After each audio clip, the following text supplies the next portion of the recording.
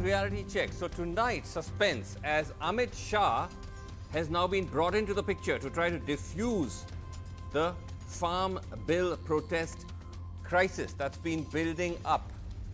And tonight as we speak, Amit Shah is holding a meeting with farm leaders. What you're seeing on your screen are pictures of some of those leaders first turning up at Amit Shah's residence, where the meeting was initially supposed to be held, but then they were told that the meeting has shifted to an agricultural institute in another part of Delhi. But that's an indication of how the government is now stepping up its firefighting efforts to diffuse this crisis, even as it continues to push out its defense of the farm bills, saying that these bills are actually in favor of farmers, that the opposition and certain vested interests are spreading misinformation about what these bills hope to achieve. And I actually spoke earlier to a key point person who is in the government's hot seat when it comes to farmers. We'll come to him in just a second.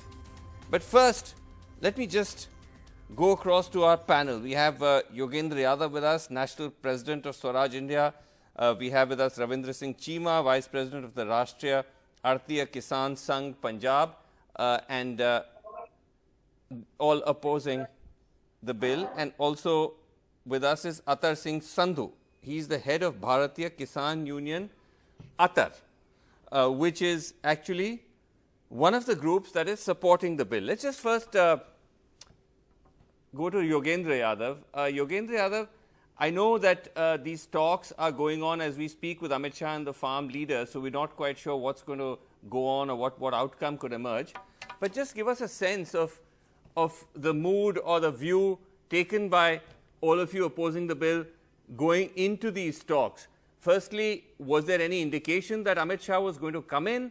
And also, does his presence indicate that there might be a softening of position from what you've taken, that you will only agree to the bills being rolled back? Vasu, in a sense, all this is a distraction from the main news of the day, which should be Bharat Bandh, and the fact that much beyond Haryana and Punjab, which is what people had expected, you had Bharat Bandh being organized by farmers. Much beyond farmers, all kinds of workers came in to support that. For me, that's actually really the big news. On the Amit Shah meeting, I frankly don't know much. I don't need to speculate very much about what would happen. I can tell you one thing for sure. Farmers and farmers' organizations shall not compromise for anything less than repealing of the 3 acts. This is not something that's clear. Absolutely clear. There is no rethinking on that. And anyone who compromises on that will not be able to get back to the people. I see. Okay, so that's absolutely crystal clear. But is there also an attempt by the government now to try to see if there might not be unity amongst all farmers and all farm organizations? And let's just put that up on screen, because you did have these group of Haryana farmers meeting now the government, meeting the agriculture minister just 24 to 48 hours ago. And let's put that graphic up on the screen of how these Haryana pro-farm bill farmers met the government. And essentially 16 of them signed a letter supporting these farm bills. They said that they are okay with the bill as far as their amendments, and they say that broadly though they would like these bills to go ahead. Now a number of them, their names are all there. Kamal Singh Chauhan of Har Kisan, which is a Federation of Farmer Producer Organizations, Atar Singh Sandhu is on the show tonight, Deepak Rajan of All Progressive Farmers, etc., are on this list. But the question is, what are their antecedents? Are they genuinely farm leaders, or do some of them have links to the government? So, Atar Singh Sandhu, आप हमारे साथ हैं. आप भारतीय किसान union BKU अतर के एक member हैं और आपने इस चिट्ठी पे साइन किया है. आप के बारे में कहा जाता है कि आप एक प्रो बीजेपी नेता हैं. मतलब आपका ट्वीट भी है, हम ट्वीट भी दिखाएंगे. आपने ट्वीट भी किया है कि खट्टर सरकार जब बनी थी बहुत आप खुश हुए थे कि अब पूरा विकास आएगा हरियाणा में, उसको हम स्क्रीन पे भी दिखाएंगे. तो ये जो चिट्ठी है ये वाकई निष्पक्ष फार्मर्स ने साइन किया है या ये बीजेपी की तरफ से खड़ा किया आप सब लोगों को?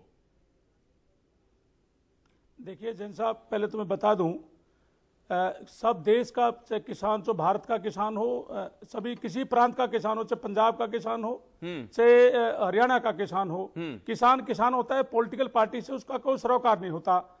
लेकिन हम सबसे आप पहले बीजेपी 2 महीना पहले हरियाणा के किसानों को लेकर के, नहीं, आप बीजेपी देखिए के, बीजेपी से मेरा कोई वास्ता नहीं है, बट आप बीजेपी के सपोर्टर हैं। बीजेपी से मेरा आप नहीं, बीजेपी से मेरा कोई वास्ता नहीं है। मेरा अपना संगठन है, भारतीय किसान यूनियन मेरा अपना संगठन है। मैं पिछले 10 सालों से अपने संगठन में काम कर रहा हूं। पहले मैं किसी और संगठन में था, अब मेरा अपना संगठन है। तो मैं किसी लेकिन आप बीजेपी और मोदी जी के बारे में आपकी क्या राय है?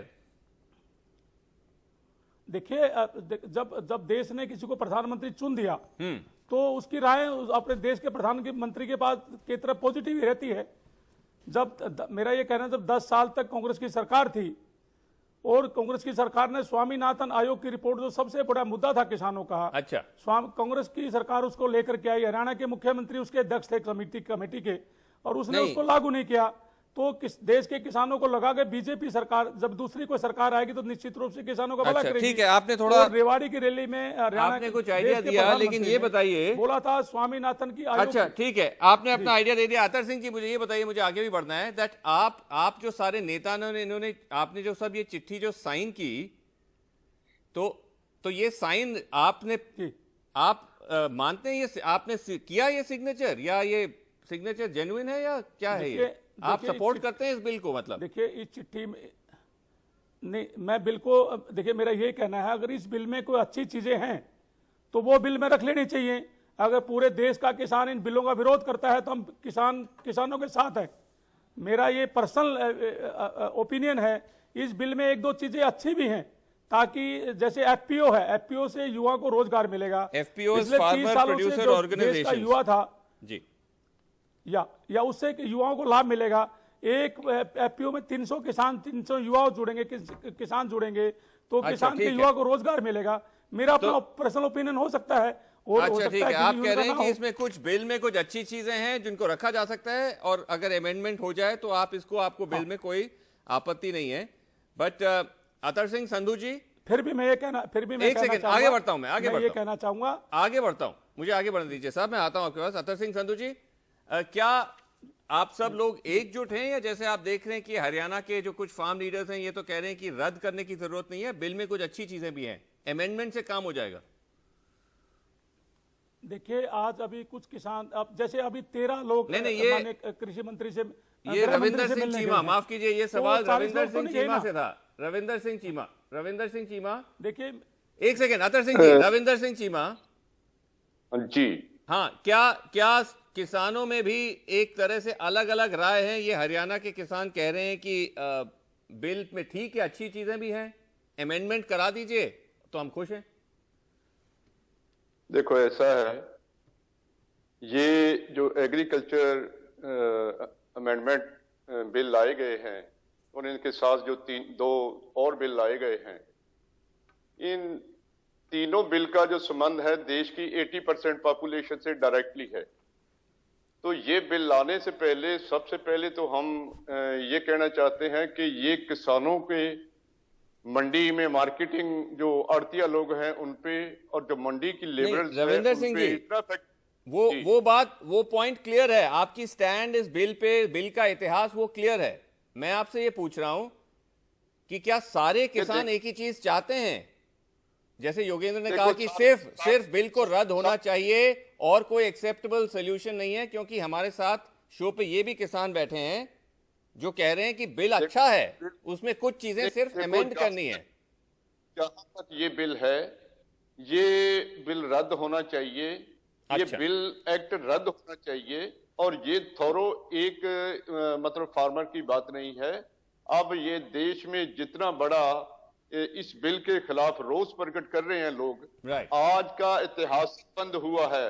मैं आपको बताना चाहता हूं कि हम फार्मर आड़तिया कोऑर्डिनेशन में काम करते हैं जी। देश में आजाद भारत में पहली बार हुआ है कि श्रीनगर से लेकर चेन्नई तक और कलकत्ता से लेकर बॉम्बे तक पूरी सारे फार्मर हैं। योगेंद्र, और Yogendra, अच्छा मैं आता हूँ. Yogendra, I interviewed Ramesh Chand of the Niti Aayog. I'll go to that in a second, but I just want to ask you, Yogendra, before that, what do you make of the fact that now there is also this attempt of the government to show that, look, not all farmers are opposing this. Some, like Atar Singh Sandhu and others from Haryana, are saying amend the bill and still bring it. There are good things about it. Of course, there is an attempt. Of course, there is a desperate attempt by government to find someone who can be presented as farmers' leaders. And who do they find? 20 persons, largely representing FPOs, farmers producing organizations, who are actually dependent on subsidies by the government. And very often these are seen to be people who are under government patronage. Not all FPOs, but many are. And progressive farmer, if you understand, is a sarkari terminology for farmers who are recognized and patronized by the government. They are picked up, specially rewarded, and government is in constant touch with them. So the government could get FPOs and progressive farmers only to support them. Tells you a story. I do not know about, I've been to Haryana. Right. I thought I knew almost every farmers organization in Haryana. I must confess, I had not heard of Bharatiya Kisan Union Atar. It must be my failure. Atar Singh is definitely a farmer. Is he a farmer leader? I at least did not know till yesterday. Right. And just think of it, Srinivas. Government desperately looks for someone, finds one person, and he comes on a television show, and all he can say in favor of these bills is, "Isme kuch achhi baatein bhi to hongi." This is the state of delegitimation of these farm bills in the farming community. Okay, let me go to Professor Ramesh Chand, and then I'm going to get all of you to respond to that. Professor Ramesh Chand is in the Niti Aayog. He is the member agriculture. He's someone who's been very closely involved with drafting a defense of these bills as well. And I began by asking him then, if these bills are so amazing, why are farmers on the streets? Let's listen.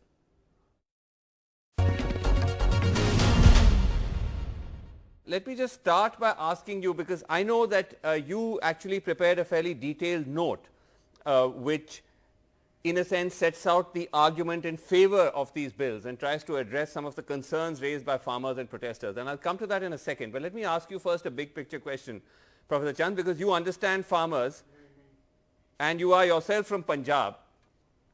If these bills, as you and others in the government have argued, are so wonderful for farmers and so amazing, why are thousands and thousands of farmers on the streets? Srinivas, any big change, whenever it has been made, it is not always accepted without expressing contrary views. Okay. You take the 1991 reform or you take WTO decision. So whenever any big policy change is made, I feel that some kind of resentment, some kind of expressing alternative view, that is useless. So we should not just judge merit of the new laws based on protest. Okay. Let's come to specifics. Let's come to what is specifically worrying the farmers, and let's take it one by one. So one of their fears is that under this system, the mandi system will, in a sense, slowly decline and collapse, and that will lead to a slowdown or a collapse of the MSP procurement, the minimum support price procurement that happens under mandis. Now, while Professor Chand, as you yourself and many others have pointed out, the new bill doesn't do away with mandis. It says the mandis will very much function. But when you allow transactions to take place outside the mandis, which don't face any cess or surcharge or tax, the fear is that all these transactions will shift outside and gradually the mandis will wither away. You see, there is a cost of any transaction. When you do the transaction inside the APMC, there are costs which are defined in APMC regulation. Yes. When you are doing transaction outside mandi, then also there is cost. It is not that it is free of cost. Those costs are not defined. Those costs are not as per regulation, but there is a cost. But it's not. But you don't face any surcharges or cesses. So in that sense, yes. Why will not everybody shift outside?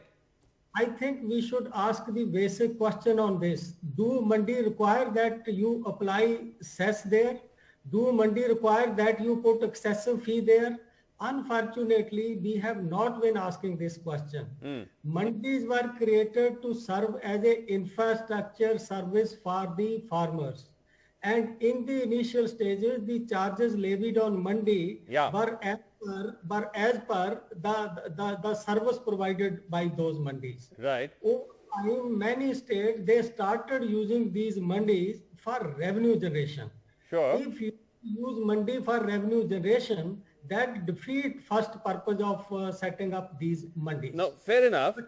Now, let's say that states may have been wrong to charge very high taxes on mandi use, particularly states like Punjab, Haryana and so on, and use it as a kind of cash cow. So there certainly can be a case for states to reduce, but equally, you've created an unlevel playing field with this law, have you not? Because mandis will still have to charge some cess or some surcharge, while people outside won't have to, unless you amend the law and say even non-mandi transactions will be taxed. Whatever provision you keep, it has two sides. I can just tell you that if there is no charge in the trade area, so in the new law it has been called trade area, what is the advantage of that? But you are saying it has a point. I am not dismissing your argument entirely. Okay. The point in favor of not keeping any charge is that by keeping some fee in the trade area, you are subjecting it to Inspector Raj. Tomorrow, any trader come, he do the transaction, he is taking his produce, the state inspector will come, he will say, I just want to see whether this is right kind of transaction, from where you bought it, show me whether you have paid those charges or not. Okay. So, but you are saying that there is some merit in that level playing field. Yes. But how we address the level playing field? Will the government be open? Will the this was proposed, by the way, or at least we heard it was proposed. Will the government be open to amending the law to say that even non-mandi transactions could be taxed? Yeah, term is not tax, but I find that the government is willing to consider the charges outside mandis also, to keep a parity between the charges in APMC mandi and in the private channels in the trade area. Okay, let me come to the related fear, which is to do with the minimum support price. The fear being, as I said, that if the mandi system slowly withers away, then so will the minimum support price procurement by the government. And once again, the government has said, and you also said, that the bill nowhere does away with the minimum support price system, but the fear is, as I said, that it is linked. If the APMCs start to wither away, so will the minimum support price system. Now, how would you respond to that? Giving MSP doesn't require APMC. Existence of APMC doesn't guarantee that you will be getting MSP. You take a MSP, farmer get as long as government is procuring it. That is the only condition required. For that you don't require APMC, you don't require anything. By the way, I can share with you that 1.7 million ton rice, not paddy, rice, has been procured in Bihar last year. Though there is no APMC, nothing like this. And I think close to 1 million ton rice is procured in Kerala where there is no APMC. You're right. You're right to say that APMC and MSP is not linked. But is it not equally true that the states which have the best network of mandis like Haryana and Punjab are also the ones which see the best or the highest levels of government procurement and get there at the MSP? It is not that they have best kind of mandi, but matter is that state agencies are procuring it. In other places, the state agencies were not procuring, but gradually it is expanding. And you may be knowing that last year, procurement of rice in Odisha is 4.8 million ton. Imagine 4.8 million ton in Odisha, and it is increasing in many states in leap and bounds. I wonder, you're from Punjab, how are you dealing with all your friends and family back in Punjab? Are they giving you a hard time? Oh. No, I feel concerned. They are also feeling concerned, and everybody wants that some solution to the problem to be found. Okay. So I also wish, and I have, whenever I get opportunity, I also make a similar kind of suggestion here with the government that some sort of give and take should happen, and we should find a solution to this problem at the earliest. Okay, well, let's hope that happens, and there is some kind of a breakthrough or a solution. Thank you very much indeed, though, Professor, for talking to us as candidly as ever. Thanks very much indeed. Welcome, Srinivas. So, Yogendra, if I could just get you to respond to what Professor Chand was saying, that, essentially, if the bill was amended to create parity between mandis and private transactions taking place outside, perhaps some kind of assurance that MSP will not go away, but the movement seems to have crossed that point. Well, why is that? If Professor Ramesh Chand had said these things 6 months ago, and if the government had listened to him, he's one of the respected persons in agricultural economists. I would not dismiss him. And he is, I would say, relatively honest in the government setup. If he had said these things and the government had listened to him, then the agitation may not have acquired the proportions that it has done today. But today, once these laws have come into being, once they have been thrust upon the farmers through a fraudulent vote in the parliament, now farmers have every reason to suspect the motives of this government. Professor Chand says 3 things which are all very debatable.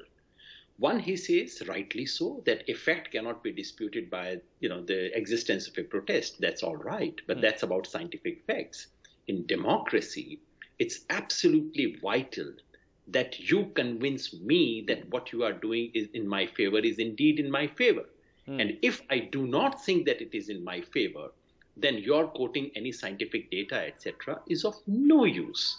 So there is a democratic way of doing it, and this particular bill, this particular law, and this entire process has violated the basics of it. I was sad that Professor Ramesh Chand did not acknowledge, but probably being in government, he cannot say these things openly. Right. Now, 2, he says he in fact affirms all our suspicions when he says the whole point was to keep Inspector Raj away. That is exactly our fear, that the difference is not between a Sarkari and a private mandi, it is between regulated and unregulated trade. The government wants to push agriculture into unregulated trade, which is a disaster for the farmers, it's a disaster for our economy. And third, he makes a correct point that technically speaking, the existence of mandis is not sufficient and technically also not necessary. For but MSP. In reality, wherever you have, if you don't have mandi, you practically don't have any MSP. I was surprised that he quoted Bihar. It would have been better if he had said what proportion of paddy was purchased in Bihar. The answer is less than 2%. Punjab has 98%. And the difference is in the existence of mandi structure. Yeah. So, Vasu, I would simply say, while economists like Professor Ramesh Chand, like Professor Ashok Gulati, both of whom I really deeply respect, they read the letter of the law somewhat innocently. Farmers and farmers' leader can smell the political intent of the law. Right. Smelling is right, reading is wrong. Okay. You're saying they're reading the signals as opposed to the actual text of the law. But very little time left. तो आखिर में आप कहेंगे अतर सिंह संधू साहब, जो कहा जा रहा है कि जो एक आध ये जो गिने चुने जो किसान जो हैं आप जैसे आए हैं सामने सपोर्ट में, लेकिन आपको भी आशंकाएं हैं, सरकार आपको दिखा रही है, कह रही है ये देखिए ये किसान सपोर्ट कर रहे हैं, लेकिन आप भी कह रहे हैं हमें ये बिल मतलब पूरी तरह से वैसे जैसे है नहीं चाहिए, इसमें अमेंडमेंट होने चाहिए। देखिए, जैसा मैं आपको क्लियर कर दूं, योगेंद्र यादव जी वर्षों से किसानों की लड़ाई लड़ रहे हैं, ये भली बात ही जानते हैं। चीमा साहब ने भी अपना पक्ष रखा, बहुत अच्छी बात चीमा साहब ने रखी। मेरा एक ही कहना है, पूरे देश का किसान से पंजाब का किसान हो, हरियाणा का किसान हो, सभी एक मत्स्य संगठन अपनी मांग रख रहे हैं। मेरा पर्सनल ओपिनियन है, अगर इसमें कोई अच्छी चीजें हैं इस बिल में तो उनको रख लेना चाहिए ताकि आने वाली जनरेशन का भला हो। मैं शुरू से कहता हूं एमएसपी को बिल्कुल बिल में रखना चाहिए, उसमें सजा का प्रावधान होना चाहिए। मंडी व्यवस्था में मैं जरूर बोलना चाहूंगा, मंडी व्यवस्था में जरूर बोलना चाहूंगा, रखना चाहिए एमएसपी को। ठीक है, वक्त खत्म हो गया है, बिल्कुल रखना चाहिए। ठीक है अतर सिंह जी, वक्त खत्म हो गया, बट एटलीस्ट आपने अपना पॉइंट तो रखा थोड़ा और कहा कि उसमें अगर कोई अच्छी चीजें हैं, so even as Yogendra saying, it's not even clear कि the pro bill farmers are fully convinced. वापस आते हैं आपके पास, sir. We'll come back to you और इस story पे भी वापस आते हैं, but for the moment, completely out of time. Thank you so much for watching Reality Check. Good night.